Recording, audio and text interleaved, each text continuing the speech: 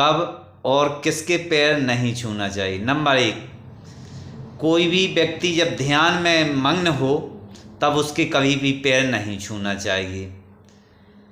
Number 2, जब कोई भी व्यक्ति मंदिर में बैठा हो, चाहे वो तुम्हारे पूज्य हों अन्यथा पंडित हों, तो मूर्ति के सामने कभी भी पैर नहीं पड़ना चाहिए, किसी भी व्यक्ति के पैर नहीं पड़ना चाहिए। नंबर 3, सोने की अवस्था में, जब कोई भी व्यक्ति सो रहा हो तो सोने की अवस्था में उस व्यक्ति के कभी भी पैर नहीं पड़ना चाहिए। और शमशान से लौटता हुआ व्यक्ति, जब कोई भी शमशान से लौटता है व्यक्ति तो उसके कभी भी पैर नहीं छूना चाहिए। और कोकायम करने वाले व्यक्ति के भी कभी भी पैर स्पर्श नहीं करना चाहिए, पैर नहीं छूना चाहिए। यदि ऐसा करते हैं तो इसका गलत प्रभाव होता है, क्योंकि ध्यान लगाने वाले, नंबर 1, ध्यान लगाने वाले के पैर स्पर्श करते हैं तो तुम्हारे जो जीवन में है, तुम्हें जो भगवान की भक्ति करने वाले हैं उसके पांव पड़ना चाहिए थे, लेकिन तुम उसका ध्यान में यदि पांव पड़ते हैं तो वह तुम्हें उल्टा पाप लगता है। नंबर 2, मंदिर में किसी भी व्यक्ति के पांव नहीं पड़ना चाहिए। क्यों नहीं पड़ना चाहिए? क्योंकि जब भगवान सभी के होते हैं और भगवान के से बढ़कर के कोई नहीं होता है, भगवान के सामने यदि जब उस व्यक्ति के कोई महत्व नहीं होता है और उसके पांव पड़ेंगे तो उल्टा पाप अपन को लगता है। तो इसलिए कभी भी मंदिर में भी पैर नहीं पड़ना चाहिए।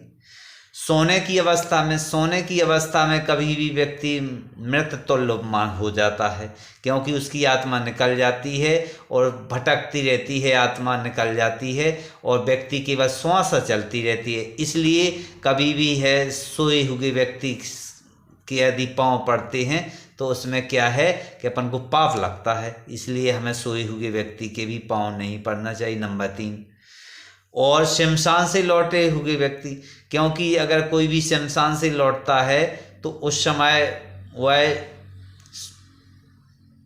जो है सूतक की अवस्था रहती है। तो सूतक कैसी अवस्था रहती है, तो वो व्यक्ति के कभी भी अपन को पैर नहीं पड़ना चाहिए, न किसी भी धार्मिक कार्यक्रम पर नहीं जाना चाहिए। कोकायम, नंबर 4, कोकायम करने वाले व्यक्ति के हमें पैर स्पर्श नहीं करना चाहिए, क्योंकि कोकायम करने वाले से जो उसकी विचारधाराएं हैं, जो उसकी जो नेगेटिव विचार हैं, उसकी जब प्रभाव मस्तिष्क से होकर के और जब पाँव तक निकलते हैं तो वो नकारात्मकता अपने शरीर में पड़ जाती है, इससे अपन को पाप लगता है। इसलिए हमें इन लोगों की हमें कभी भी ऐसे में पाँव नहीं पड़ना चाहिए।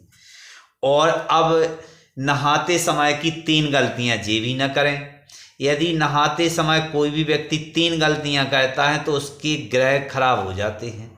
नंबर 1, कि जब गीले कपड़े जब नहाने के घर में छोड़े आए या नहाने के स्थान पर छोड़ दें तो उसका जो है उसका सूर्य ग्रह खराब हो जाता है। इसलिए कभी भी हमें वो नहाने के स्थान पर गीले कपड़े नहीं छोड़ देना चाहिए, उन्हें जल्दी सुखाने के लिए डाल देना चाहिए।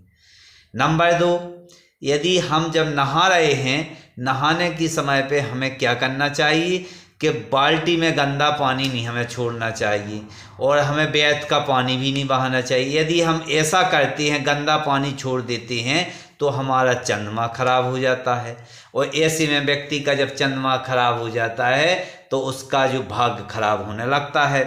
अब नंबर 3, जब नहाने के स्थान पे अगर बालों को, झड़े हुए बालों को, टूटे हुए बालों को वहीं रख देने से अपना मंगल और शनि ग्रह खराब हो जाता है। कभी भी हमें नहाने के स्थान पर हमें टूटे हुए बालों को नहीं रखना चाहिए। तो इसलिए भैया ऐसी गलतियां कभी भी नहीं करना चाहिए, और यदि जो ऐसी गलती करते हैं तो भैया उन्हें जीवन भर पछताना पड़ता है। इसलिए हमारे जो है, हमारे रंगों में भी, जो हमारे जीवन में जो रंग हैं, इनमें भी ग्रह का संबंध होता है। तो इनमें जैसे लाल ग्रह है, लाल ग्रह है, इनका संबंध है मंगल से है। लाल ग्रह है जो, उनका संबंध मंगल ग्रह से संबंधित है। और यदि सफ़ेद रंग है, उसका संबंध चंद्रमा से है। पीले कलर का संबंध गुरु ग्रह से है। और सफ़ेद कलर का भी संबंध शुक्र ग्रह से भी है।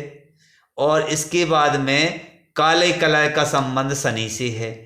और नारंगी कलर जो है भगवान सूर्य से संबंधित है। इसलिए हमें कभी भी, हमें यदि कोई भी ग्रह हमारे अशुभ प्रभाव कर रहे हैं तो हमें उस कलर का दान करने से हमारे जीवन में बहुत सफलता मिलती है। और भैया हमें इस सोच समझ के अगर ये काम करें हैं तो भैया जीवन में बहुत सफलता मिले। और भैया हमारा वीडियो कैसा लगो, लाइक करियो, सब्सक्राइब करियो और कमेंट के माध्यम से बताइयो कि भैया जय बात सही है गलत है। जय राम जी, जय बुंदेलखंड, जय भारत।